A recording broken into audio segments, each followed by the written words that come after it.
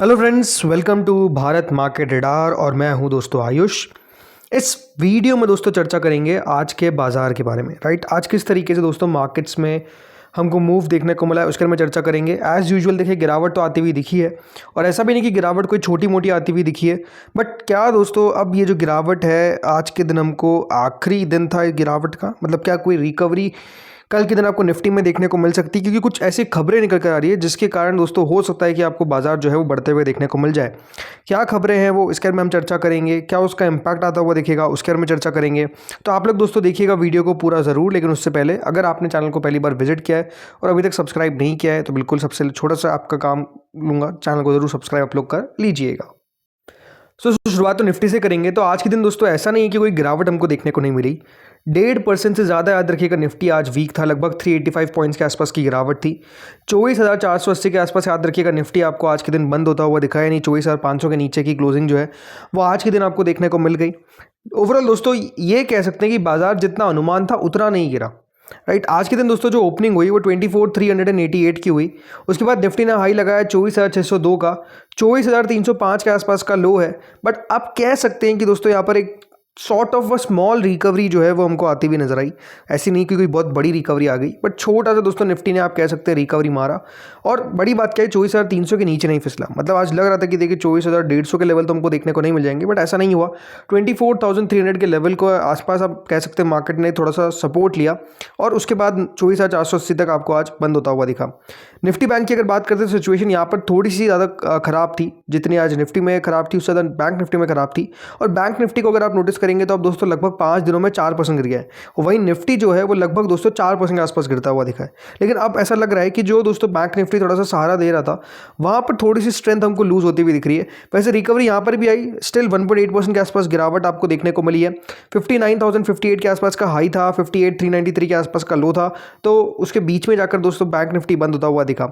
Advance decline ratio अगर देखा जाए तो दोस्तों लगभग 2500 शेयर्स आप देखिए डिक्लाइन होते हुए नजर आए, जिसके सामने 675 शेयर्स एडवांसेस की तरफ आपको बढ़ते हुए दिखें। तो ये बात सही है कि एडवांसेस लगभग दोस्तों 600 शेयर्स ही है, 700 शेयर ही है और 2500 शेयर्स के सामने गिरावट आपको देखने को मिल रही है। तो ये है कि हाँ, इस गिरावट में हम ये भी एक्सपेक्ट करके थोड़ी चल रहे हैं कि कोई एडवांस शेयर यानी बढ़ने वाले शेयर की संख्या ज़्यादा होगी, गिरावट की ऑब्वियस ज़्यादा आपको देखने को मिलेगी, जो एग्जैक्टली आज के दिन देखने को मिला है। सेक्टर स्पेसिफिक अगर बात करें तो दोस्तों ऑटो, फाइनेंशियल सर्विसेज, एफएमसीजी, हर जगह आपको गिरावट ही देखने को मिली। आईटी एकमात्र दोस्तों आप कह सकते हैं इंडेक्स था जहां पर आपको आज के दिन हरे निशान में क्लोजिंग देखने को मिली। इसके अलावा आप देखिए हर जगह आपको एक ही रंग दिखेगा और वो है दोस्तों लाल। हर जगह गिरावट देखने को मिली है। इंपॉर्टेंट बात है दोस्तों, जो इंडिया विक्स है, जो वॉलेटिलिटी इंडेक्स है दोस्तों हमारा, वो आप देखिए आज के दिन कितना बड़ा है, 21.14 पर आ चुका है, जो लगभग 23% का इंक्रीज होता है। मतलब इंडिया विक्स दोस्तों अब मान के चलिए 20 के ऊपर जो निकल चुका है। इसका मतलब ये है कि बाजार में जो भय है, जो डर का माहौल है, वो दोस्तों अभी काफ़ी ज़्यादा आपको देखने को मिल रहा है। जो डर है वो लगातार बढ़ता हुआ दिख रहा है और मार्केट इसके कारण दोस्तों लगातार आपको गिरता हुआ दिख रहा है। एक बार रुपए को भी देख लेते हैं। रुपया दोस्तों आज के दिन आप देखिए 92.05 पे अभी करंटली ट्रेड करता हुआ दिख रहा है। लेकिन बड़ी बात क्या है, बड़ी बात यह है कि दोस्तों रुपये ने 92 का मार्क जो है वो टच कर लिया है। मतलब 92 का लेवल भी याद रखिएगा, रुपये ने टच कर लिया है। यानी जो कमजोरी है वो दोस्तों आप ऑल अक्रॉस द बोर्ड देख सकते हैं। कुछ भी हो, सब में आपको सिर्फ एक ही चीज़ देखने को मिल रही है, वो है कमजोरी, कमजोरी और कमजोरी। राइट, इसीलिए आप समझ सकते हैं कि मार्केट का हाल इस प्रकार का होता हुआ दिखा, जहाँ पर यूएस ईरान वॉर के कारण दोस्तों जो टेंशन लगातार आपको बढ़ती हुई दिखी, उसका असर क्लियरली दोस्तों मार्केट्स पे देखने को मिल गया है। मतलब इस तरीके का मार्केट हो चुका है दोस्तों कि जहां पर बताया जा रहा है कि 80% ऑफ द इंडियन स्टॉक्स, याद रखिएगा, बियर मार्केट के अंदर यानी बियर टेरिटरी के अंदर घुस चुके हैं। अब ये अपने आप में एक सवाल आता है कि जब ऐसा समय हो तो क्या ग्रीडी होने का समय है या फिर और फियरफुल? बिकॉज आपको पता ही है वॉरेन बफेट का एक सॉर्ट ऑफ अ कोट है, राइट। उन्होंने कहा है कि when others are greedy be fearful and when others are fearful be greedy। मतलब अगर जिस समय लोग घबरा रहे हैं तो उस समय आपको थोड़ा सा ग्रीडी यानी थोड़ा सा आपको लालच आना चाहिए, और जब ज़्यादा लोग लालची हो रहे हैं तो थोड़ा सा आप लोग भय में रहिए, डर के रहिए, क्योंकि हो सकता है कि अब मार्केट में गिरने का समय आ चुका हो। राइट, तो ये अपने आप में देखिए कहने की बात है कि देखिए अभी मार्केट्स में डर खत्म हो चुका है। अभी भी दोस्तों डर तो देखने को मिल ही रहा है, लेकिन अब इंटरेस्टिंग आपको कुछ बात बताता हूँ जिसके बाद हम समझेंगे कि क्या मार्केट्स में अब यहाँ से रिकवरी आ सकती है कि नहीं।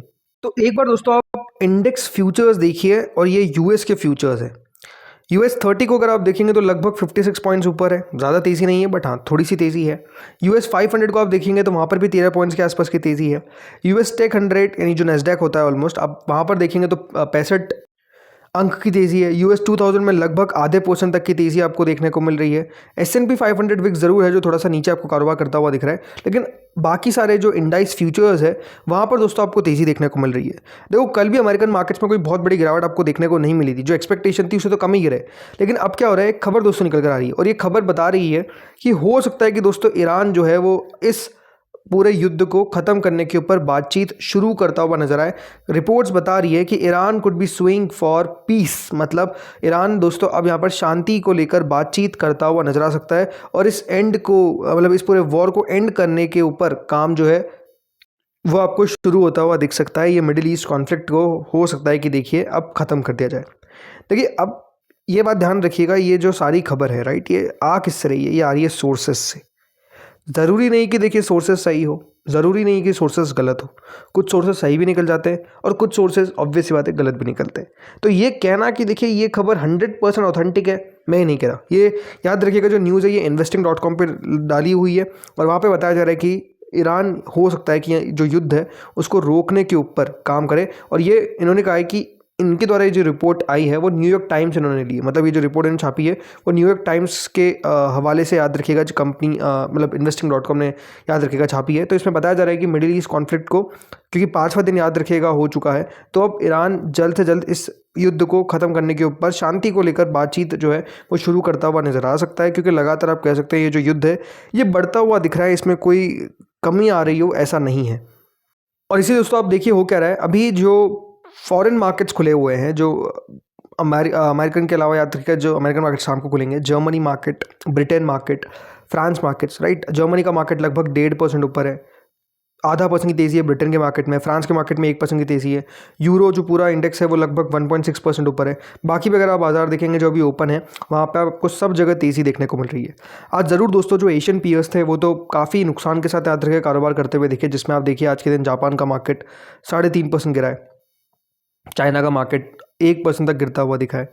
सबसे ज़्यादा दोस्तों जो गिरावट हमको देखने को मिली है वो आज साउथ कोरिया के मार्केट्स में देखने को मिली है, जहां एक दिन में दोस्तों वहाँ का बाजार 12% टूट गया। जी हाँ, इंडेक्स याद रखिए 12% टूटता हुआ दिखा है। और ये इन्होंने जो गिरावट दिखाई है ये हिस्ट्री में सबसे वर्स्ट गिरावट है, याद रखिएगा, पूरे साउथ कोरिया के अंदर इतनी बड़ी गिरावट देखने को नहीं मिली। अब ये खबर चलने लग गई थी कि क्या साउथ कोरिया के ऊपर भी मिसाइल जो है वो मार दी गई है, बट ऐसा नहीं है।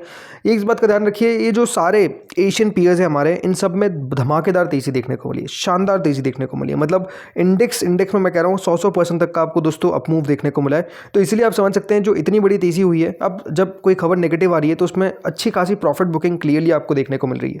लेकिन जैसे मैंने कहा, क्योंकि दोस्तों ये सारी खबरों पर रिएक्शन अभी आपको देखने को मिल रहा है, अब खबर हो सकता है झूठ भी निकल जाए, हो सकता है कि यहाँ पर डिनाई कर दे। क्योंकि कल एक ऐसी खबर दोस्तों निकल कर आई थी जिसमें बताया गया था कि ईरान ने कहा कि उनका कोई भी इंटेंट नहीं है कि वो निगोशिएट करेंगे यूएस के साथ कि इस वॉर को जो है रोके, बल्कि उन्होंने तो ये भी कहा कि हम चाहे तो इस युद्ध को जितना लंबा आप चाहे उतना लड़ सकते हैं।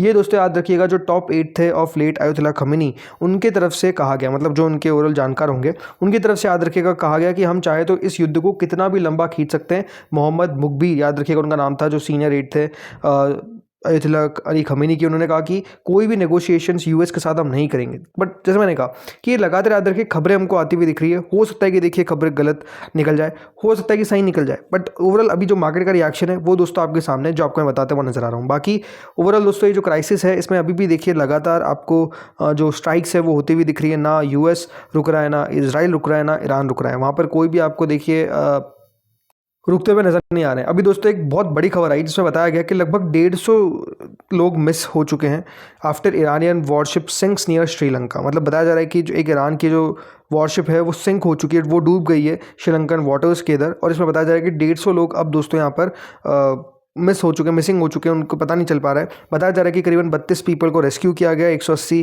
जो क्रू पूरा था उसमें से, बट बाकी के लोग अब दोस्तों पता नहीं चल पा रहा है कि वो कहाँ गए। तो ये लगातार याद रखिए अब खबर आती हुई दिख रही है। बताया जा रहा है कि एक नए दोस्तों सुप्रीम लीडर का चयन जो है वो होता हुआ दिख सकता है, जो खमीनी के पोटेंशियल सक्सेसर होंगे, जिसका नाम दोस्तों आ रहा है मुज्तबा खमीनी। वो हो सकता है आपको आगे चलकर इनके नए सक्सेसर देखने को मिल जाए। बट जैसा मैंने कहा, लगातार दोस्तों ये खबरें आती हुई दिख रही है। कभी बताया जा रहा है कि यहाँ पर बातचीत नहीं होगी, कभी बताया जा रहा है कि बातचीत होगी। सो आई थिंक इसीलिए अभी कह पाना बहुत मुश्किल है कि कब जाकर दोस्तों ये जो ओवरऑल पूरा युद्ध है ये रुकता हुआ दिखेगा। लेकिन युद्ध का रुकना बहुत इंपॉर्टेंट है। अदरवाइज प्रॉब्लम क्या है, प्रॉब्लम सबसे ज़्यादा दोस्तों याद रखिए तेल में, कच्चे तेल की बात करता हूँ। अभी तो दोस्तों जो कच्चा तेल है उसका जो करंट प्राइस हमको देखने को मिल रहा है वो लगभग $82-83 के आसपास देखने को मिल रहा है। कल तक $85 भी चला गया था। अगर ये युद्ध दोस्तों और लंबा खिंचेगा तो ये बात ध्यान रखिए, प्रॉब्लम क्या है, प्रॉब्लम ये है कि जो तेल है वो अपने आप में बहुत इंपॉर्टेंट होता है, याद रखिएगा, इकोनॉमी के लिए।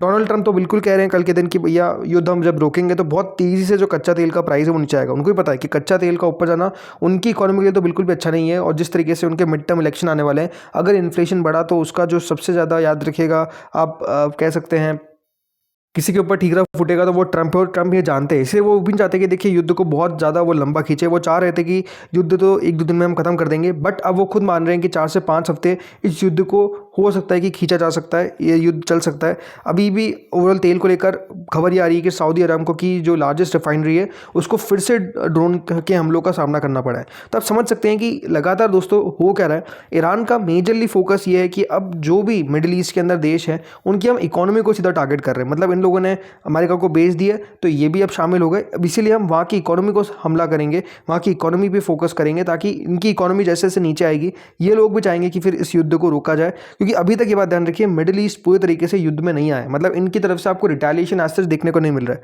अगर रिटेलिएशन आना शुरू हो गया तो फिर ये और नेगेटिव हो जाएगा मार्केट्स के लिए, फिर और नेगेटिव हो जाएगा क्रूड के लिए, एंड ऑब्वियसली बात है और नेगेटिव हो जाएगा हमारे शेयर बाजार के लिए। बाकी दोस्तों आप देखते हैं कि मार्केट्स किस तरीके से ओपन होता है यूएस के, क्या एक वहाँ पर तेज़ी का सेशन देखने को मिलता है या फिर गिरावट का सेशन देखने को मिलता है। आई थिंक मार्केट्स उसके ऊपर फोकस करेगा। अभी फ्यूचर्स अगर आप देखेंगे तो वहाँ पर कोई ऐसा बहुत बड़ी तेज़ी आपको देखने को नहीं मिल रही है। बट हाँ, अगर ये खबर जैसे मैंने कहा सही निकल जाती है तो फिर मार्केट्स रिएक्शन देंगे। बाकी अभी वापस एक बार अगर मैं आपको बताऊँ, बाकी के मार्केट जो अभी ट्रेड करते हुए दिख रहे हैं वहाँ पर ओवरऑल जो तेज़ी है वो है 1%, 1.5% के आसपास की तेज़ी है। अगर यहाँ पर फिर गिरावट आ गई, कुछ नेगेटिव न्यूज़ आ गई तो फिर वही बात है, फिर वापस से बाजार याद रखिएगा उस पर रिएक्शन देगा। क्योंकि निफ्टी की क्लोजिंग आप समझिए बहुत क्रिटिकल लेवल पर है। मतलब अगर हम 24,300 के नीचे ही कल खुलते हैं तो फिर ये बहुत बड़ा नेगेटिव हो जाएगा। फिर ये मान के चलिए 24,000 का लेवल जो है वो आपको टूटता हुआ भी दिख सकता है स्क्रीन पे, कोई बहुत बड़ी बात नहीं है। तो आई थिंक आज का दिन बहुत क्रूशल रहेगा अमेरिकन मार्केट्स का कि किस तरीके से अमेरिकन मार्केट्स रिएक्ट कर रहे हैं। अभी आप कह सकते हैं युद्ध लगातार दोस्तों इजराइल, ईरान, अमेरिका लड़ रहा है, उनके शेयर बाजार पर जितना असर नहीं पड़ रहा है, दुनिया के शेयर बाजार पर ज़्यादा असर पड़ता हुआ दिख रहा है। यही कह सकते हैं अभी मार्केट है। तो दोस्तों इस वीडियो में इतना ही था। होपफुली आपको वीडियो बढ़िया लगा होगा। अगर आपने वीडियो पूरा देखा तो प्लीज़ लाइक करिएगा, चैनल से पहली बार जुड़े सब्सक्राइब करिएगा। लगातार आपको अपडेट्स मिलते रहेंगे। शाम को भी देखिए अमेरिकन मार्केट जब ओपन होंगे तो उसका अपडेट आपके सामने लेकर आऊँगा। तो बिल्कुल चैनल को आप लोग सब्सक्राइब कर लीजिएगा और नोटिफिकेशन बिल्कुल प्रेस कर लीजिएगा ताकि आपको ये अपडेट मिल सके। मिलते हैं अगले वीडियो में, तब तक के लिए बाय बाय।